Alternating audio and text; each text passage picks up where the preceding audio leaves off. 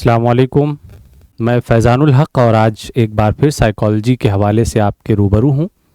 आज की क्लास में आपने जो कुछ पढ़ रखा है उसके मुतालिक एक इवेलुएशन होगा और उसे आप अपनी फ़हम और समझ के मुताबिक जांच परख सकेंगे। ठीक है, पिछली क्लासेस में आपने चैप्टर्स डिस्कस किए थे और मैंने शुरू ही में आपको बताया था कि हम इसके दो हिस्से करते हैं और आपके सिलेबस में भी इसी तरीके से इसे डिज़ाइन किया गया है। पहली बात तो ये कि मॉड्यूल के सेक्शन में आपके जो चैप्टर्स हैं वो डिवाइड हैं, अलग अलग मॉड्यूल में अलग अलग चैप्टर्स हैं और इसके जो आपके चैप्टर शामिल हैं दो पार्ट किए गए हैं। एक पार्ट जो पहला हिस्सा है टीएमए का और दूसरा है आपका पब्लिक एग्जामिनेशन 60% to 40%। ठीक है, यानी आप अपने कह सकते हैं असाइनमेंट में अपने सिलेबस का 40% हिस्सा कवर कर चुके हैं और उसके बारे में मैंने आपको बताया था कि कोई आपको इम्तिहान नहीं देना है उस तरीके से। ऐसा नहीं है कि आपको ज़बानी क्वेश्चंस याद करने हैं, क्वेश्चंस को समझना था और फिर आपको तसल्ली के साथ आराम के साथ किताब में तलाश करके पढ़ के उसके जवाबात लिखने थे। ठीक है, यानी ये एक तरीके से ओरल एग्ज़ाम नहीं था बल्कि रिटन था। ठीक है, और रिटर्न तो ये भी रहेगा, लेकिन रिटर्न का मतलब कि आप इसे कॉपी कर सकते हैं। Copy in the sense of कि आपने जो कुछ पढ़ रखा है आपको उसका मुहासबा करना है और अपनी समझ के मुताबिक किताब से जो इबारतें उसमें शामिल हैं इस तरह नकल करनी है कि अपनी बात मुकम्मल हो जाए। ठीक है, यानी ऐसा नहीं है कि आप कुछ भी उसके अंदर लिख सकते हैं या एज इट इज़ इबारत आप उतार सकते हैं, ऐसा भी नहीं था। अपने एतबार से अपनी समझ का सबूत देना था। अब इसके अंदर जो चैप्टर शामिल थे, कितने चैप्टर्स थे? 11। ठीक है, 11 चैप्टर्स इस सबक का यानी टीएमए का हिस्सा थे। इसमें पहला लेसन आपका था एन इंट्रोडक्शन टू साइकोलॉजी, यानी साइकोलॉजी के तारुफ के हवाले से, उसकी शनाख्त बुनियादी कैसे हम कर सकते हैं उसके हवाले से। ठीक है, और उसके बाद में आप बराह रास्त लेसन नंबर 6 पर पहुंच जाते हैं, यानी 2, 3, 4, 5 ये सब के सब आपके पब्लिक एग्जामिनेशन का हिस्सा है। यानी एक ये बड़ा हिस्सा है, आपको ऐसा कम मिलेगा जहां 3 से 4 लेसन्स आपको एक साथ देखने को मिल जाए। और ये मेजर पॉइंट इसलिए भी है क्योंकि मैं अभी आपको बताऊंगा जो क्वेश्चंस डिजाइन किए जाते हैं बहुत बड़ी तादाद में इन लेसन से चुने जाते हैं या मुंतखब किए जाते हैं। ठीक है, लेसन नंबर 6, 7। ठीक है, बिल्कुल, ये थोड़ा सा देखिए अफजल, स्विप करने में दिक्कत कर रहा है। ठीक है, लेसन नंबर 6, 7 सीक्वेंस में है और उसके बाद 8 लेसन आप आ जाते हैं फिर यहां पब्लिक एग्जामिनेशन में, मोटिवेशन एंड इमोशन। फिर लेसन नंबर 9 है, 10 उधर चला जाता है, इधर फिर 13 है और 11, 12 उधर शामिल हैं। अब आप बस खाली आप ये समझिए कि ये जो है जो डिवीज़न किया गया है किस बुनियाद पर किया गया है। मैं अभी आपको लेसन्स के बारे में नहीं बता रहा हूँ, आपको बस ये समझा रहा हूँ कि ऐसा नहीं है कि आप ये समझें कि एक मुकम्मल हमारी किताब है और जिसका बस सीधा सीधा 40% हिस्सा टीएमए में रख दिया गया है और 60% आपका पब्लिक एग्जामिनेशन, ऐसा नहीं है। ठीक है, ओके, तो अगर आप, ठीक है, अगर आप उसे पूरे तौर पर नहीं पढ़ते नहीं समझते हैं तो टीएमए को भी नहीं कर पाएंगे, पब्लिक एग्जामिनेशन को भी नहीं कर पाएंगे। ऐसा उस वक्त पॉसिबल होता है जब ये डिवाइड कर दिया जाए कि पहला हिस्सा टीएमए का है और दूसरा हिस्सा पब्लिक एग्जामिनेशन का है, लेकिन यहाँ ऐसा नहीं है। अब आप ही बताइए कि अगर आपको यहाँ पर लेसन नंबर 3, ठीक है, यहाँ तो खैर ठीक है शामिल है, यहाँ लेसन नंबर 8 है, 1 इधर आ जाता है, 10 आ जाता है, फिर यहाँ 12 और फिर यहाँ 14। अगर आप देखें तो बीच बीच से कहीं 1, कहीं 2, कहीं 3 मिसिंग है। अब सीक्वेंस के हिसाब से अगर आपको कोई बात पढ़ाई जा रही है, कभी ऐसा होता है इस सब्जेक्ट में या इस पार्ट में शामिल एक हिस्सा आपके सामने आता है और उसी से मुताल्लिक दूसरे हिस्से को आपके टीएमए का हिस्सा बना दिया जाता है। आप कह सकते हैं कि हमें तो तैयारी इसकी करनी है, लेकिन जाहिर सी बात है आपकी बात मुकम्मल नहीं होगी जब तक आप टीएमए को नहीं देखेंगे। तो अब जब आपको पब्लिक एग्जामिनेशन की तैयारी करनी है तो जो कुछ आपने डिजाइन किया है सबसे पहले तो उसे अपने सामने रखिए। ठीक है, पीडीएफ सबके पास या कॉपी मौजूद है, हार्ड कॉपी जो आपने जमा किया है टीएमए के तहत लिख करके, वो आप लोगों के पास महफूज है ना? ये जरूरी नहीं है कि अभी आप क्लास में लेकर के आए हों, लेकिन होगी तो सबके पास। हाथ उठाइए कितने लोगों के पास है। अब हम मोटे तौर पर इन चैप्टर्स पर एक नजर डालते हैं। ठीक है, इनका जो चैप्टर्स के फहरिस्त वाला हिस्सा है वो साथ में अगर ओपन हो जाए तो, उर्दू वाला, यानी इस हिस्से को आप रहने देंगे और इस इतने में आप ओपन कर सकते हैं। हाँ, किताब का जो फहरिस्त है ना, उर्दू उर्दू वाला, उर्दू उर्दू में ओपन कीजिए इसे। हाँ, 1920 और ये 18, ये जो है इन्हें रहने दीजिए, इस पार्ट पे आप उसे ओपन कर दीजिए। किताब आप सबके पास है? बहुत सारे लोगों की टेबल्स बिल्कुल खाली हैं, उनके पास ना कॉपी है ना किताब है।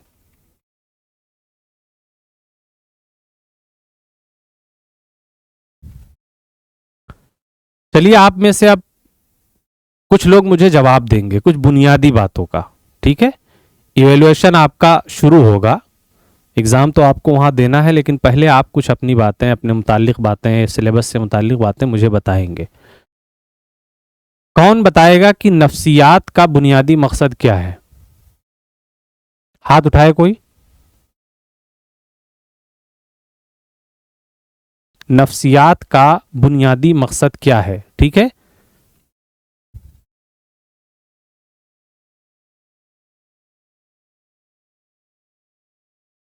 इसमें डाउनलोड कर लीजिए फहरिस्त वाला हिस्सा, किसमें इंट्रोडक्शन या नहीं दिया हुआ है?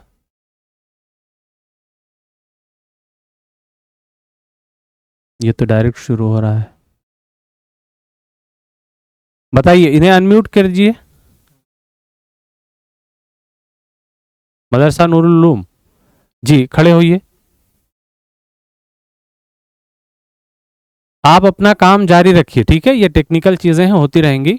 आप अपना काम जारी रखिए। बताइए मुझे कि क्या आप समझते हैं नफ्सियात से। खड़े होकर बताइए, कौन खड़ा होगा?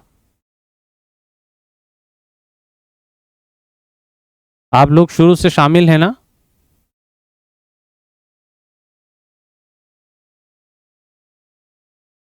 जामिया नूरुल उलूम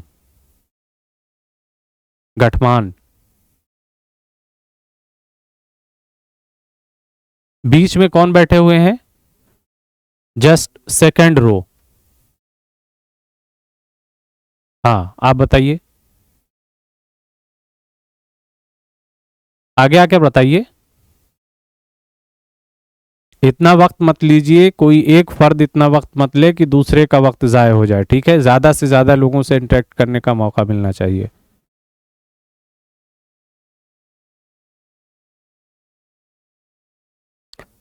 आप और थोड़ा सेंटर में आइए। बताइए, साइकोलॉजी का मकसद क्या है, या नफ्सियात आप जिसे कहते हैं, आपने जो पढ़ रखा है उसका मकसद क्या है? अगर बुक है किसी के पास तो पीडीएफ आप मंगवा लीजिए, एक पेज का जेपीजी। हाँ,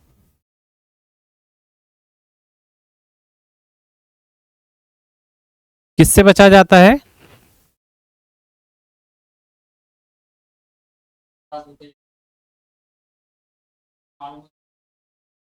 आप आपने कितने लेक्चर्स अटेंड किए हैं?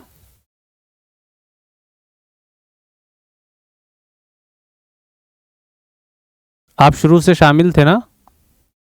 और खुद आपने कितने किए हैं? क्या आप बाद में आए हैं?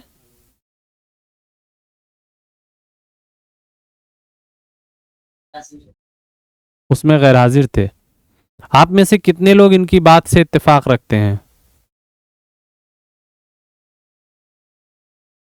आप सब ये समझते हैं कि साइकोलॉजी पढ़ने का मकसद दिमागी अमराज से महफूज रहना है, यही ना? बैठ जाइए, आप सब के सब ब्लैक लिस्ट कर दिए जाएंगे। ये किसने कब बता दिया कि साइकोलॉजी का मकसद दिमागी अमराज से महफूज रहना है? बताइए, आप में से किसी ने नहीं पढ़ा? और मैंने बार बार बताया है कि साइकोलॉजी होती क्या है। और जो ये तो आप वही बात बता रहे हैं जो एक आम परसेप्शन बना हुआ है साइकोलॉजी का मतलब। साइको जिसको कहा जाता है, यानी आप साइको और साइकोलॉजी को मिला रहे हैं। जहनी मरीज को या जो जहन के अमराज हैं, जहनी अमराज हैं, उनसे मुताल्लिक बीमारियों को या उन बीमारियों को आप साइकोलॉजी समझ रहे हैं। ये तो एक आम शख्स बताता है। बताता क्या है, बल्कि वो एक गलत परसेप्शन इसके ताल्लुक से कायम हो गया है लोगों के जहन में, है ना। किसी को अगर साइकोलॉजी पढ़ने वाला बता दिया था तो उसको लोग समझते हैं कि ये पागल है, कुछ दिमागी बीमारी के बारे में पढ़ता होगा, या ये भी समझते हैं ये भी दिमागी तौर पे बीमार हो गया है। अब ऐसा नरेशन आप लोग सेट करेंगे? बताइए, मैं मुसलसल हर चैप्टर में रिवाइज करता हूं कि साइकोलॉजी का मकसद क्या है। कौन बताएगा नेक्स्ट? बताइए, हाथ उठाइए। सही डेफिनेशन इसे कौन बता सकता है?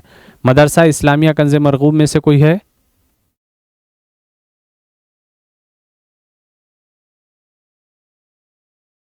आप दो चार को अनम्यूट कीजिए इनमें से।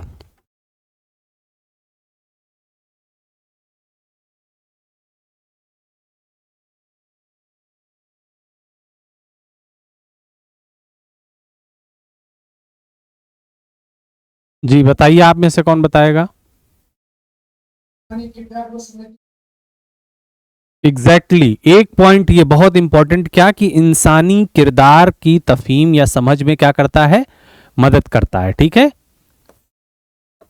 इंसानी किरदार की तफहीम। और इसमें कोई कुछ ऐड करेगा? एक पॉइंट ये हुआ,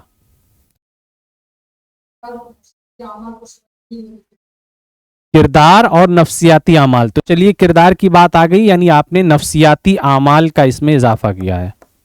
किताब देख के बता रहे हैं? अपनी समझ के मुताबिक बताइए। और बताइए कौन क्या इसमें ऐड कर सकता है? किताब की हेडिंग मत बताइए, वो मुझे पता है कि आप बताएंगे तो वही चीज निकल के आएगी। आप जो समझ रहे हैं वो बताइए।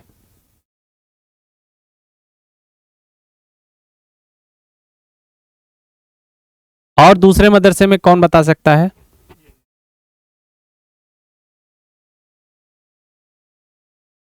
दारुल रहमानिया, दारुल छापी, इन लोगों को भी आप अनम्यूट कर सकते हैं। देखिए, ये बात आप अच्छी तरीके से समझ लीजिए कि साइकोलॉजी किसे कहते हैं। सबसे बुनियादी मकसद ये है कि आप सब्जेक्ट को अपने डिफेंड कर सकें। आप किसी सब्जेक्ट का इंतखाब तो कर लेते हैं, सिलेबस मुकम्मल हो गया, अगर आपसे पूछा जाए ये होता क्या है, इसका मकसद क्या है, और आप ही नहीं बता पाएंगे या वही जवाब देंगे जो एक जो है अनपढ़ जाहिल इंसान देता है, तो क्या फ़र्क रह जाएगा? आपने इतना वक्त सर्व किया, क्यों किया? क्या नाम है? दारुल छापी। आप में से कौन बताएगा?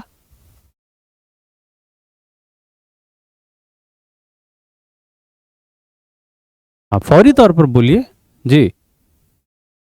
सफा क्यों याद कर रहे हैं? इतनी मेहनत क्यों कर रहे हैं आप? खुद से सोच कर बताइए साइकोलॉजी का मकसद क्या है, बताइए।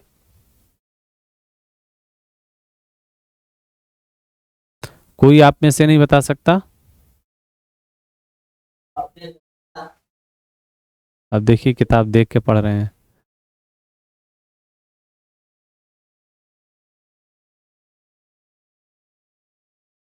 मैं चाहता हूं कि उसे आपके सोचने का और मुख्तलिफ काम का या इंटरटेनमेंट का हिस्सा बना दूं। आप बार बार किताब में जा रहे हैं,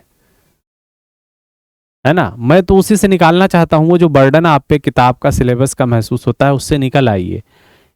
तभी आप समझ पाएंगे। सब्जेक्ट को फील कीजिए, आप सब्जेक्ट का मकसद समझिए। किताब में भूल जाइए कि क्या लिखा है। अभी तक आपने कम से कम मुझे देखा है ना, तो मैं अगर यहाँ पर रोज आता था, कुछ बोलता था, तो उससे कुछ आपने सीखा है वो बताइए। उससे आपकी कैचिंग पावर और मुझे भी अंदाजा होगा कि मैं गुफ्तगू अपनी कहाँ से शुरू कर सकता हूँ। ठीक है, तो चलिए, आपने तजर्बात की बहरहाल एक बात की है। ये क्या हुआ अफजल? ये क्यों ऐसा हो रहा है? ओके, तजर्बात को हम इसमें शामिल कर देते हैं, ठीक है। और इसी तरीके से चलिए आप मुशाहिदात को भी रख दीजिए। अब देखिए 4 पॉइंट बुनियादी तौर पर निकल करके आते हैं हमारे सामने, बहुत अच्छी तरीके से सभी लोग समझ लीजिए, ठीक है। फिर मैं खड़ा करके पूछूंगा और उस वक्त मैं रियायत नहीं करूंगा। साइकोलॉजी का बुनियादी तौर पर जो इसका मकसद है, हमारे किरदार, हमारे जिसे हम बिहेवियर कहते हैं, ठीक है, रवैये, अकीदे, इनका मुताला, ठीक है। यानी जरूरी नहीं है कि हमको किसी तरीके की कोई दिमागी बीमारी हो, परेशानी हो, उलझन हो, तब हम उसे ये समझें कि आप किसी साइकोलॉजिस्ट के पास जाना चाहिए आपको, या आपको ज़रूरत है। बिल्कुल नहीं, हरगिज़ नहीं। आप एक शरीफ से शरीफ इंसान का नफ्सियात के तनाजुर में मुशाहिदा कर सकते हैं, ठीक है। क्योंकि नफ्सियात ये नहीं है कि किसी बिगड़ी हुई चीज़ को, बीमार चीज़ को देखा जाए।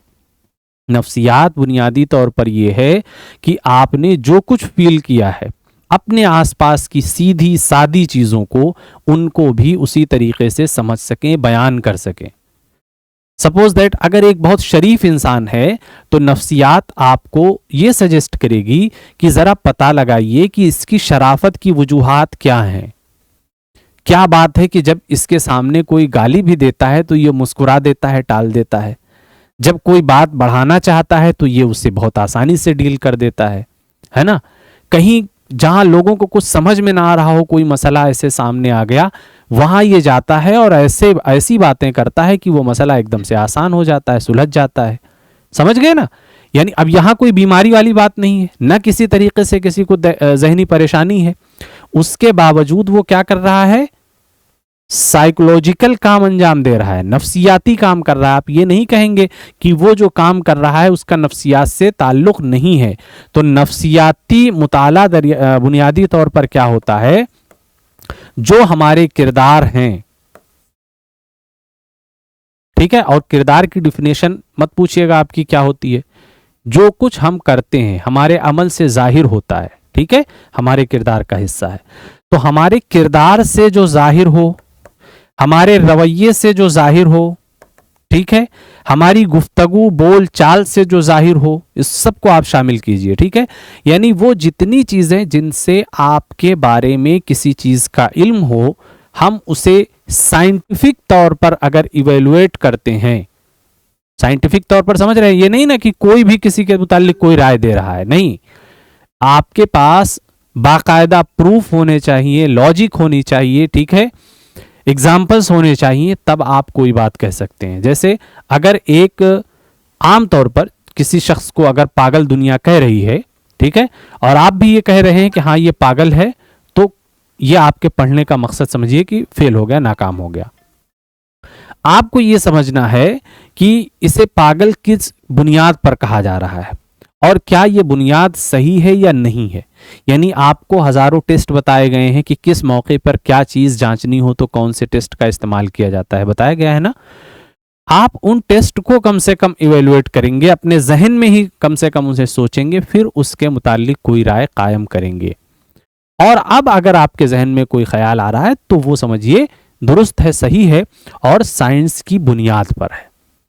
यानी हम अपने आसपास जो राय, नजरिया, ख्याल देखते हैं वो एक आम ख्याल होता है। आप उसे रीजन बेस्ड बनाते हैं, उसकी वजूहात को गौर से समझते हैं, ठीक है, मुख्तलिफ इम्तिहान उसके ताल्लुक से आप लेते हैं और खुद भी देते हैं, फिर आप उसके मुतालिक एक राय कायम करते हैं। यानी इस आम राय से मुख्तलिफ आपकी राय क्या होती है, बहुत सारी चीजों का निचोड़ होती है। ये फर्क है साइकोलॉजी का और यही मकसद है, ठीक है।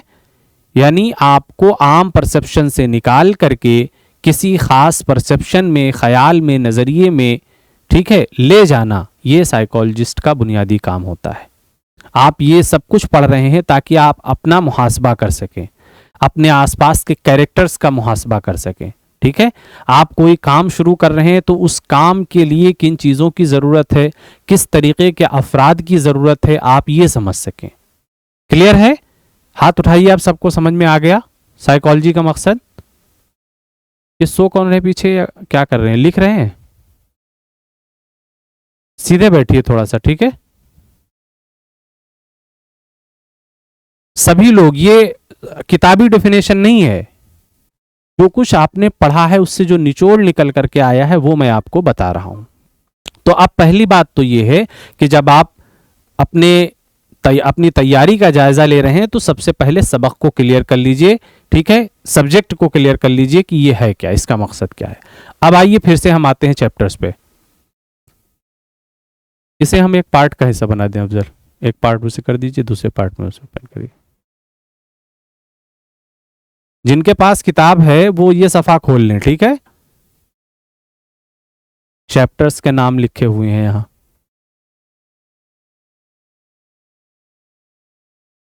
इस तरफ ले आइए इसे।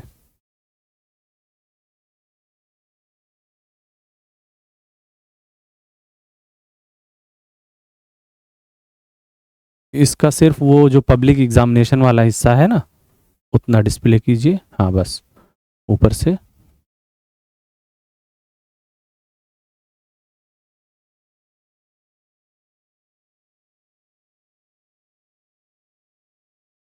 ये तो शुरू से है ही ना, बस ठीक है। हाँ चलिए देखिए, ये अंग्रेजी के हिसाब से जो आपको सिलेबस दिया गया है, डिजाइन किया गया है वो है। हम इसके असबाक को इसमें फाइंड आउट करेंगे, ठीक है, और आप अंग्रेजी के हिसाब से उसे समझ लेंगे, मार्क कर लेंगे कि किस तरीके से हम उसकी तैयारी करते हैं। तो देखिए पहला चैप्टर जो तारुफ के हवाले से था उसके मुतालिक मैंने उमूमी तौर पर आपसे गुफ्तगू फिर से कर ली, ठीक है। अब उम्मीद है कि क्लियर हो गया होगा सबको अपना सब्जेक्ट भी और उसका मकसद भी। दूसरा चैप्टर हमारा है मेथड्स ऑफ साइकोलॉजी, ठीक है। इसका मार्क क्या हुआ, कोई बात नहीं, चलिए इसे हम वो स्क्रॉल कर देंगे, ठीक है, इस पर तो आएगा ना, ठीक है, ये रहने दीजिए, कोई बात नहीं। दूसरा चैप्टर हमारा क्या है, नफ्सियात के तरीके। ये तारुफ वाला हिस्सा मैंने अभी आपको ओरली बताया है।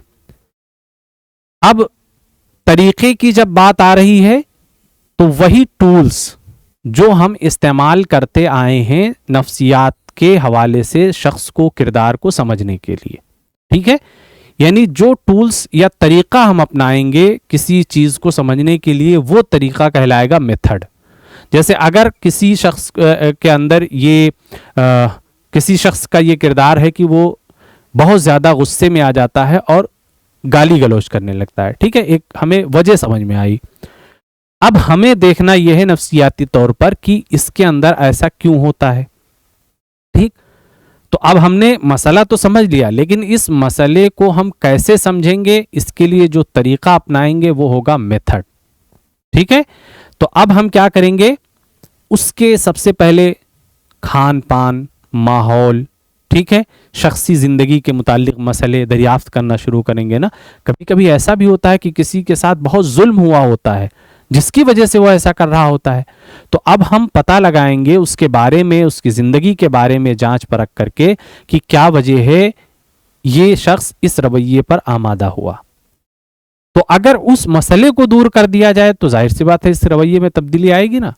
अगर किसी शख्स से किसी को कोई दिक्कत परेशानी है, किसी ने उसको नुकसान पहुंचाया है जिस वजह से वो उसे देखकर गुस्सा हो जाता है या गाली गलौज करता है, तो उसे नुकसान पहुंचाने वाले को समझाया जाए, उसे भी बताया जाए कि हाँ अब वो आपको परेशान नहीं करेगा, और उसके दिल में यकीन बिठाया जाए तो उसका रवैया बदल जाएगा, है ना। यही तरीका होगा। मैं एक मिसाल दे रहा हूं। अब ये जो तरीका अपनाया गया ये एक मेथड है। तो साइकोलॉजी में क्या होता है, किसी भी मसले को लेकर के कई मेथड अपनाए जाते हैं, उन तमाम तरीकों को इस चैप्टर में डिस्कस किया गया है। मोटे तौर पर इसे वाजे रखिएगा, ठीक है, और देखिए किस तरीके से सब इंटरकनेक्ट है। फिर तीसरा लेसन जस्ट उसके आगे का है इंडिविजुअल डिफरेंस। अब हम ये भी जानते हैं कि इंसान कितने भी हो जाएं, लेकिन एक जैसे दिखने के बावजूद भी उन सब के अंदर कुछ ना कुछ फर्क जरूर पाया जाता है ना। आप अपने क्लास में देख लीजिए, अपने स्कूल में देख लीजिए, मदरसों में देख लीजिए, फिर आप और उससे नीचे आ जाइए, घर में देख लीजिए। जितने भी लोग हैं एक ही खानदान के हैं लेकिन सबका रवैया अलग, सबके तरीके अलग, मिजाज अलग। फिर आप अपने भाइयों बहनों में आ जाइए, है ना, दो जुड़वा भाई बहन में आ जाइए, तब भी। मतलब ये कि इंसान कितने ही क्यों ना हो जाएं, कुछ ना कुछ फर्क उनमें एक दूसरे में जरूर पाया जाता है। इस फर्क को भी समझना जरूरी है। अगर सब एक जैसे इंसान हो जाए, सपोज दैट रोबोट तैयार किए जा रहे हैं, तो अब रोबोट का एक पैटर्न बन गया। जैसे अगर गाड़ी कोई तैयार होती है, जो ब्रांड आती है, अब यही तो देखिए तख्लीक में फर्क है ना। आप एक ब्रांड पसंद कर लेते हैं, कोई मोबाइल है, कपड़ा है, गाड़ी है, ठीक है, तो फिर उसकी कॉपीज आती हैं और वो सेम बिल्कुल काम करती है, बिल्कुल सेम करेंगे, उसमें कोई डिफरेंस नहीं आएगा। कहीं हो सकता है हार्डवेयर की कहीं दिक्कत हो, कहीं कुछ खरोच आ जाए, कुछ, वो अलग मसला है, लेकिन फंक्शन एक जैसे होगा। अब अगर आप मारुति सुजुकी खरीदते हैं तो सारी की सारी मारुति सुजुकी उस खास ब्रांड की एक जैसा काम करेंगी। या कोई आप दूसरी ब्रांड लेते हैं, हीरो लेते हैं, कोई भी मोटरसाइकिल में आ जाते हैं, ठीक है, कपड़ों में आ जाते हैं, यानी एक ब्रांड की एक कॉपी एक जैसा काम करेगी, यही है ना। लेकिन आप इंसान की बात ले लीजिए, आप कह दीजिए कि हाँ हम इस एक गांव के मुतालिक ये फैसला कर रहे हैं, तो और सपोज दैट उस गांव में किसी किस्म की बीमारी या कोई है कि हाँ परेशान है लोग, तो आप क्या सबको पैरासीटामॉल खिलाएंगे या सबको खांसी ही की दवा कहेंगे? नहीं, हम एक जैसा देख रहे हैं भाई, सब एक ही गांव के रहने वाले हैं। नहीं होगा ऐसा। एक गांव के रहने वाले हैं, एक घर के रहने वाले हैं, तब भी सबके मसले अलग हैं, है ना। यही फर्क है, इंडिविजुअल डिफरेंस इसे कहते हैं हम, शख्सी इनफिरादियत।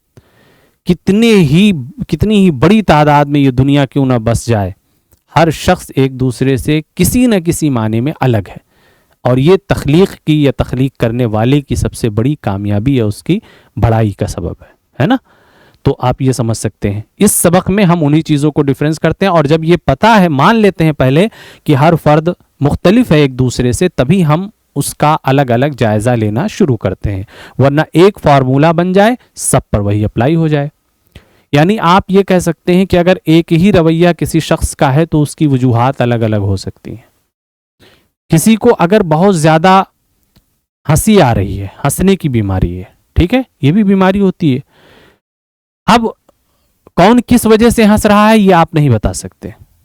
यानी किसी को जोक पर हंसी आ रही है, कोई ऐसा भी हो सकता है कि जब उसको शदीद तकलीफ पहुंचती है तब वो हंसने लगता है। किसी को मजाक उड़ाना है तब वो हंसता है ना। किसी को सोचना हो तब वो हंसता है।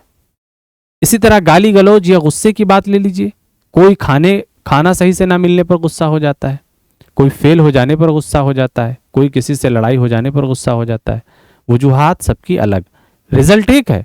इसलिए हम इंडिविजुअल डिफरेंस मानते हुए हर शख्स का इनफिरादी तौर पर मुताला करते हैं, मुशाहदा करते हैं, ठीक है।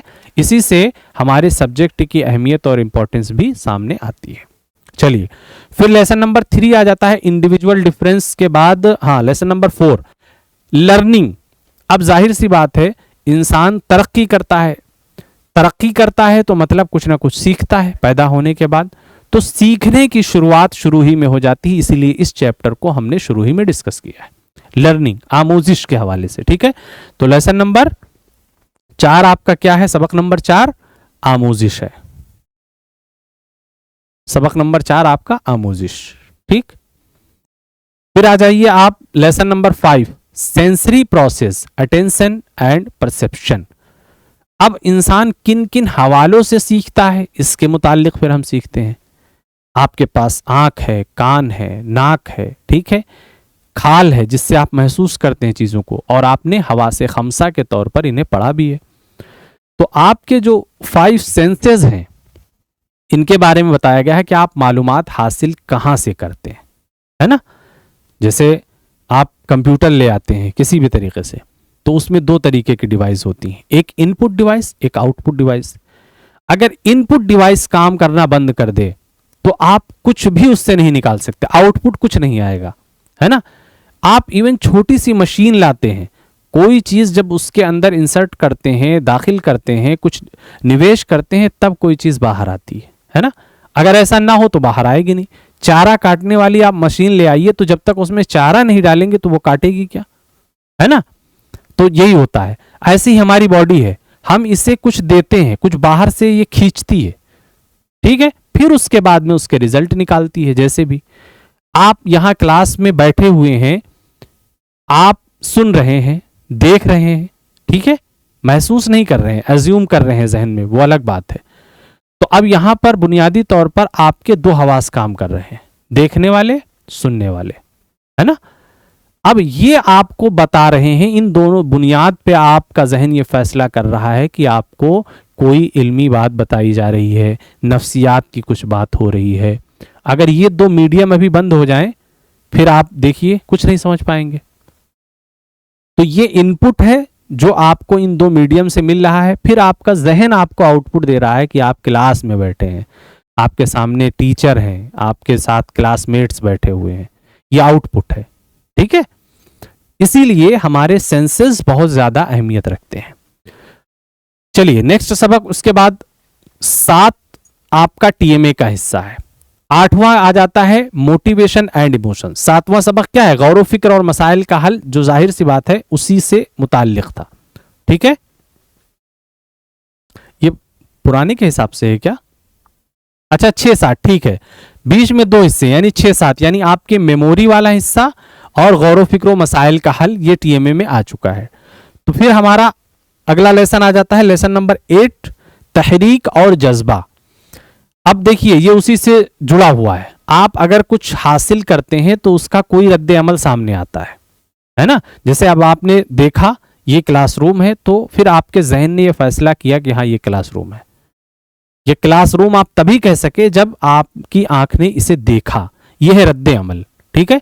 इसी तरह आप किसी काम को जब अंजाम देते हैं, कुछ करते हैं, इवन आप अगर बॉल को दीवार पर मारते हैं तो बैक आती है ना, वो उसका रद्द अमल होता है। जितनी तेज से आप बॉल को जमीन पर पटकते हैं उतनी तेज से वो जंप करती है। यानी एक्शन जितना शदीद होता है, रिएक्शन उतना ही शदीद होता है, बल्कि उससे ज्यादा कभी कभी शदीद हो जाता है। क्लियर है? तो अब ये हमारा जो तहरीक और जज्बा का मामला है, ये भी हमारे इनपुट के हवाले से सामने आता है। हमको जो चीजें मिल रही हैं वही बताती हैं कि हमारे रवैये पर क्या फर्क पड़ेगा, कैसे इमोशन हमारे अंदर पैदा होंगे, बेदार होंगे, है ना। तो ये उसी का हिस्सा हो जाता है। उसके बाद में आपका अगला सबक है 9, जो कि आपके टीएमए का हिस्सा है। और 9वां सबक क्या है? नशो नुमा की नौइयत और उसके तायुन कुनिंदा। ये जाहिर सी बात है आपके ग्रोथ से के हवाले से है, ठीक है। और उसमें बचपन, जवानी, नौजवानी, ये सब चीजें हमने आपको बताई थी। यहां पर चाइल्डहुड को इन्होंने शामिल किया है, ठीक है। चाइल्डहुड लेसन नंबर 10, बचपन। और बचपन में भी फिर कई कैटेगरी हैं। अब देखिए आपको पहले मकसद समझाया है कि हम साइकोलॉजी क्यों पढ़ते हैं, क्या वजह है, फिर कैसे पढ़ेंगे, लेकिन किसको पढ़ना है? इंसान को, है ना। तो ये आप पहले एक मार्क सब लोग लिख लीजिए कि साइकोलॉजी बुनियादी तौर पर इंसानों को टारगेट करती है, लिख लीजिए, ठीक है। उसका जो फोकस रहता है किस पर रहता है? इंडिविजुअल पर, इंसान पर। आप किसी एनिमल का जब तक कि उसके तमाम चीजों को नहीं समझ लेंगे, साइकोलॉजिकल स्टडी नहीं कर सकते। अभी आप यहां इंसानों के बारे में पढ़ रहे हैं, इसलिए आपको इंसानों के मुतालिक ही चीजें मालूम होंगी। अब नफ्सियात हर शोबे में काम करने लगी है। यानी आपको अगर आप गौर करेंगे, इंटरनेट पे भी आप एक्सप्लोर कर सकते हैं, तो चींटियों की भी अपनी नफ्सियात होती है, चींटों की भी, ठीक है। छोटे छोटे परिंदे, मखलूक जो कीड़े मकोड़े हैं, इनकी भी अपनी नफ्सियात है। तो अब उस पर भी काम होने लगा है, इंसानों ने तरक्की की है बहुत इस मायने में, ठीक है। तो आपको बहरहाल इंसानों पर फोकस करना है। जो नफ्सियात आप पढ़ रहे हैं, यहां इंसानों पर बुनियादी तवज्जो दी जाती है। इसीलिए अब हम इंसान पर तवज्जो दे रहे हैं, तो हमें इंसान के तमाम मरहले को समझना होगा, है ना। तो इंसान की शुरुआत कहां से हो जाती है? मादरे रहम में हमल ठहरने के साथ, है ना। जैसे ही नुतफा माँ के पेट में जाता है, जिंदगी की शुरुआत इंसान की हो जाती है ना, धड़कन के साथ, और फिर वो उसकी मौत तक जारी रहती है। तो इस पहले मरहले को तो आप समझिए, तब तो आप समझ पाएंगे कि हाँ इसने क्या किया, क्या नहीं किया, वगैरह वगैरह। तो इसलिए इन्होंने बुनियादी तौर पर इन चीज़ों को एक एक करके डिस्कस किया। पहले बचपन को, उसके चैलेंजेस को, फिर नौजवानी को, ठीक है, और उसके चैलेंजेस। तो ये सब पैरेलल चीज़ें हैं। सबक नंबर 10, सबक नंबर 11। फिर 12 भी एडल्टहुड एंड एजिंग, ठीक है। अब उसके बाद आ जाइए लेसन नंबर 13, ग्रुप और क़यादत। इंसान पैदा हो गए बुनियादी तौर पर, ठीक है, बहुत बड़ी तादाद में हो गए, तो होते होते कोई ना कोई ग्रुप बनाते हैं, कोई कबीला बनेगा, कोई कुंबा बनेगा, है ना, कोई खानदान बनेगा, कोई गांव बसेगा, कोई शहर बसेगा, है ना, कोई बस्ती बसेगी, ऐसे ऐसे तो ग्रुप बनते हैं, किसी काम को लेकर के भी बनते हैं। इसीलिए ग्रुप क्या होता है, इंसानों का मजमुआ होता है। ये अलग अलग टाइप के हो सकते हैं, अलग अलग मकासद से हो सकते हैं। तो लेसन नंबर 14 कम्युनिकेशन है, लेकिन उससे पहले आप ये देखिए सबक नंबर 13 ग्रुप और क़यादत। सबक नंबर 14 में इबलाग, क्योंकि अब इंसान एक दूसरे से बात करना चाहता है। एक दूसरे से वो क्यों जुड़ा हुआ है, क्योंकि उसकी ज़रूरतें जुड़ी हैं। ज़रूरतें जुड़ी हैं तो वो कुछ बोलेगा, कुछ समझेगा एक दूसरे की, है ना। अब देखिए जो ज़बानें एक दूसरे मुल्क की तरक्की पा जाती हैं, एक दूसरे मुल्क में क्यों होता है ऐसा, वहाँ ज़रूरतें वाबस्ता हो जाती हैं। अब देखिए यहाँ पर अरब आए, ठीक है, तुर्क आए, अफ़गानी आए, तो उन्होंने तिजारत के मकासद से, अलग अलग मकासद से लोगों से अपने रिश्ते बढ़ाए। तो कुछ लफ्ज़ तो उन्होंने सीखे, कुछ उनके लफ्ज़ यहाँ के लोगों ने सीखे। इसी तरह होते होते हिंदुस्तानी ज़बान का वजूद सामने आया, फिर वो आगे चल के हिंदी और उर्दू में डिवाइड हो गई, है ना। तो बुनियादी तौर पर वो रेख्ता थी, हिंदुस्तानी थी, जो भी थी, यानी मीडियम ऑफ कम्युनिकेशन।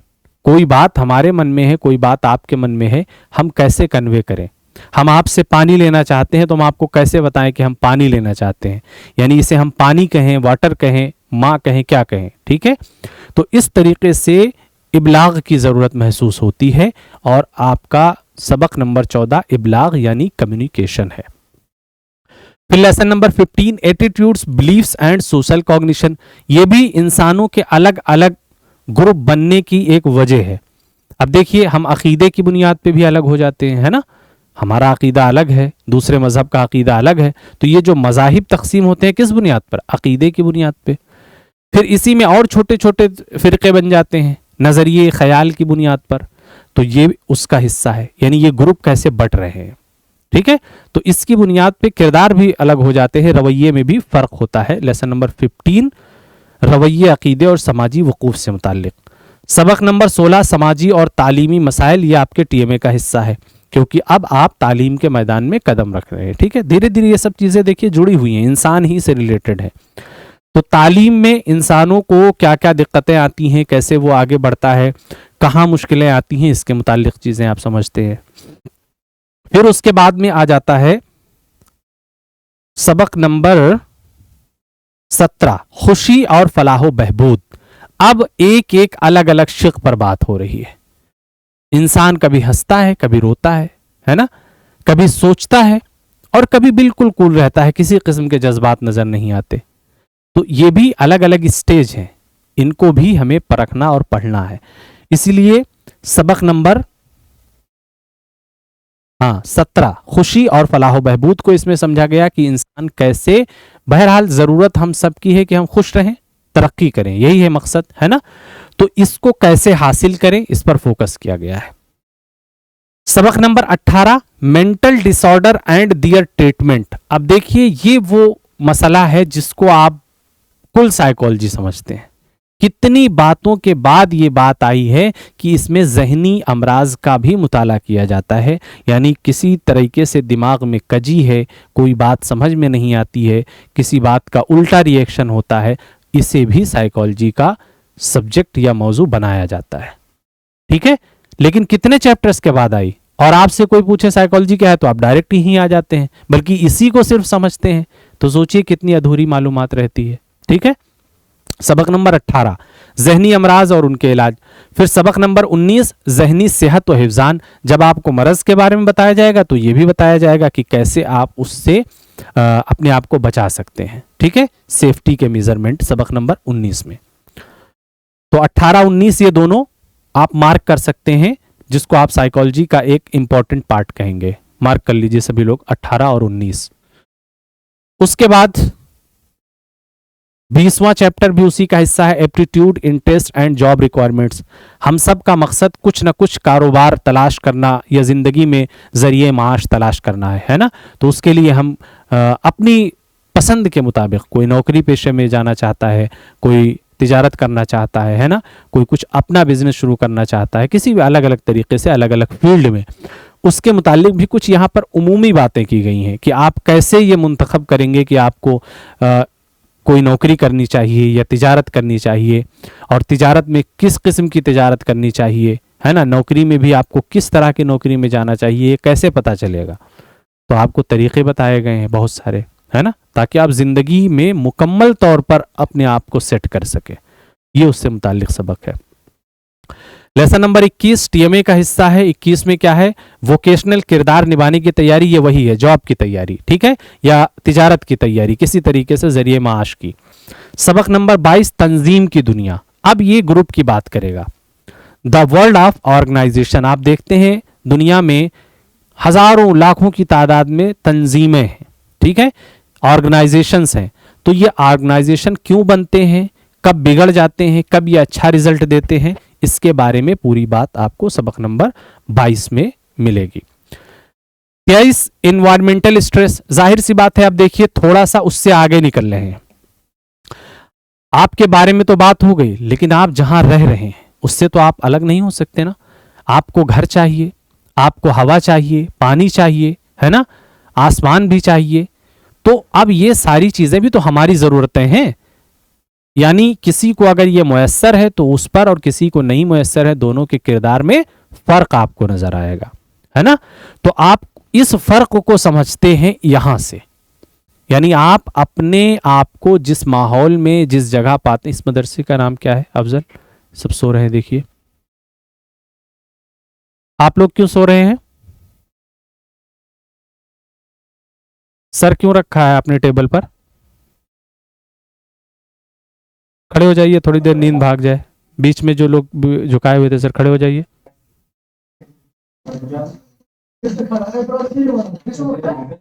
आपस में मत बात कीजिए, आपस में मत। हर एक को पता है कौन झुकाए हुए था, सर फौरन खड़ा हो जाए, नाम ना लेना पड़े, ठीक है। हर एक को पता है कौन कौन सर झुकाया हुआ था, मुझे इंडिकेट ना करना पड़े फिर से। आप भी दिख रहे हैं, आप मत ये समझिए कि पीछे जाइए, पीछे जाइए।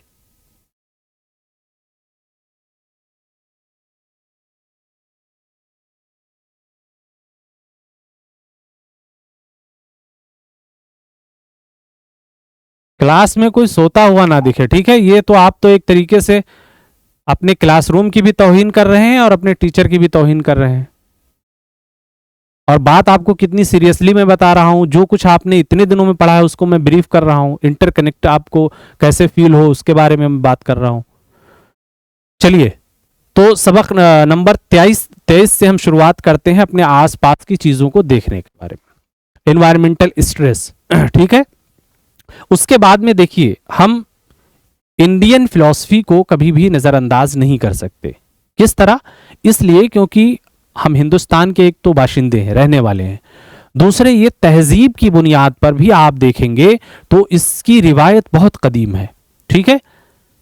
सिंध घाटी की जो सभ्यता या तहजीब बताई जाती है कई हजार साल पुरानी, है ना।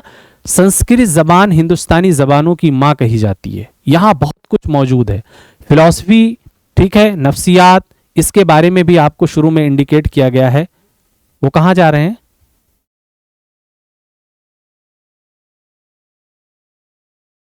इसके बारे में भी आपको बताया गया, ठीक है, बैठ जाइए। इसके बारे में आपको बताया गया है कि असरात आपको देखने को मिल जाते हैं कहां? इंडियन बुक्स में, जो पुरानी किताबें हैं, पुराण हैं, वेद हैं, ठीक है, उपनिषद हैं, इन सारी किताबों में। तो योग एक बड़े जो है कह सकते हैं मौजू के तौर पर उभर करके आता है, जो हमारी इस शख्सियत को, जिसे हम किरदार या रवैये के हवाले से जानते हैं, जांचने परखने में मदद करता है, ठीक है। तो योग के बारे में कई क्लासेस हैं आपको। तो सबक नंबर 24 में देखिए, सेहतमंद जिस्म में सेहतमंद दिमाग।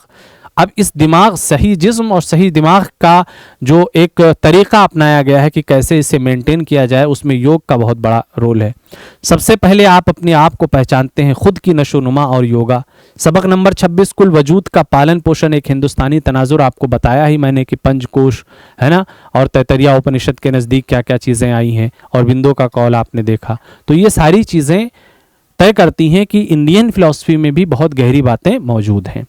सबक नंबर 27, जहन को कंट्रोल करना और डिसिप्लिन में रखना। ये भी एक साइकोलॉजी का बुनियादी मकसद है। हम डिस्ट्रैक्ट हो जाते हैं, आजकल मोबाइल का ज़माना है, 15 सेकंड, 10 सेकंड, 5 सेकंड की रील है। आप 1 घंटा, सिर्फ 1 घंटा छोड़िए, 1 घंटा तो बहुत, 10 मिनट आप तजुर्बा कीजिएगा। रील को स्क्रॉल करते हैं तो कितने अलग अलग मौजू पे आपको रील मिलेंगी। यानी आपका जहन एक मौजू पे, और बहुत सीरियस टॉपिक हो सकते हैं, किसी घटने के बारे में कोई बात हो सकती है, कोई हादसा हो सकता है, कहीं कोई बहुत इल्मी बात हो सकती है। 5 सेकंड में आपको एक इल्मी बात हो रही है, एक बहुत जो है खौफनाक बात हो रही है, फिर एक बहुत जो है कॉमेडी बात आ जा रही है। अब देखिए, यानी आपके जज्बे को किस तरीके से रिमोट से कंट्रोल हो रहा है। ऐसा नहीं है कि अभी आपने बहुत सीरियस वीडियो देखी 5 सेकंड की, अगली वीडियो कोई जोक वाली आ गई तो आप हंस भी देते हैं, तो वो आपका जज्बा क्या हुआ, वहां मर गया ना। ये एक बड़ी कामयाबी, इस खामी है। वजह क्या है कि इससे हम कभी भी देर तक किसी एक फिक्र के साथ नहीं रह पाएंगे। यह हमला है, ठीक है, हमारे जहन पर। इसीलिए जहन को कंट्रोल कैसे किया जाए, इसके मुताबिक भी पूरा चैप्टर आपकी किताब में मौजूद है, ठीक है। तो ये आपके चैप्टर्स हैं, और अब आप समझ सकते हैं कि किस तरह एक एक चैप्टर हमारी नफ्सियात का कितना इंपॉर्टेंस रखता है। किसी को लगा कि कोई चैप्टर थोड़ा सा इजाफी है, बताइए, कौन बताएगा? कोई चैप्टर किसी मरहले पे लग रहा हो कि हाँ सर इसको निकाल भी सकते थे, बताइए। ठीक है, चलिए, अब आपको समझ में आ गई चीजें। किसी के जहन में कोई बात हो, कहीं सिलेबस अभी भी समझ में ना आया हो, तो बात कर सकते हैं, अपना ख्याल जाहिर कर सकते हैं। अगली क्लास से हम क्वेश्चंस पेपर सॉल्व करेंगे, ठीक है। जो कुछ हमने पढ़ा है उसे इवेलुएट करेंगे। बताइए, कौन कुछ बता सकता है कोई, या किसी के जहन में कोई सवाल है?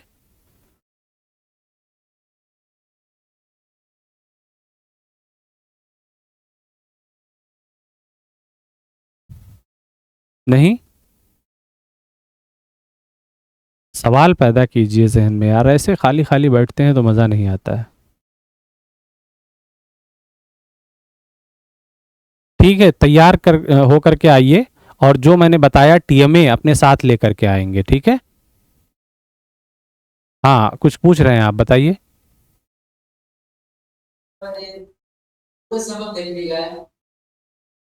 क्या कह रहे हैं?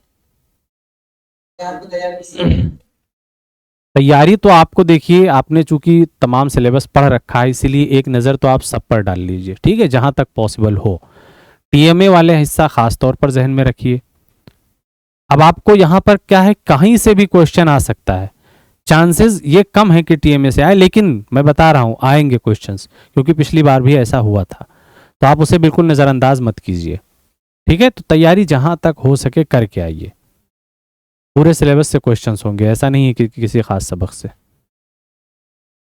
ठीक है। चलिए, फिर मुलाकात होती है अगले हफ्ते।